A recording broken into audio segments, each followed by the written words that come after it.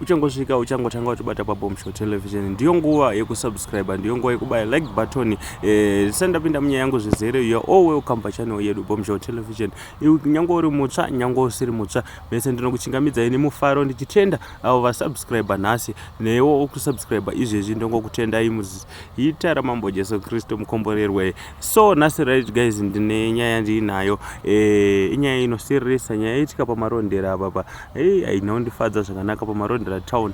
Ana Gogo vane 63 years vanga vachirwara nepfungwa kwenguva yakareba vachitozikanwa zvokuti nyange vanobika sadza magrowth point vanga vakutongovapa for free mahara, vachitongoziva kutoti tine munhu akadaro, ende ndinofunga nharaunda yese ine munhu anenge ari murwere wenjere. So nyaya yazoitika ndeyekuti Gogo avo vari kufungidzirwa kunzi vabatwa chibharo vasati vaurayiwa, vazomuka mangwana makuseni acho vanhu vakangoona vakafa. Saka kufa kwavanga vakaita vari kunzi vanga vasina dzimwe nhengo, atingati maprivate parts vanga vasina, zvichireva kuti panogona kunge pane ushereketwa kana kushandiswa kwemishonga kana kuchekereswa kwavakaitwa. But hey guys, ungaidarowo kubenzi here. Saka ndonyaya iri kutenderera, nyaya yekusiririsa. Saka kana wasvika nyaya iyi kusvika pandasvika nethis video uri fani, zvinoreva kuti uri fanire pano pabombshell television. So don't forget to comment rest in peace Gogo, vatisiya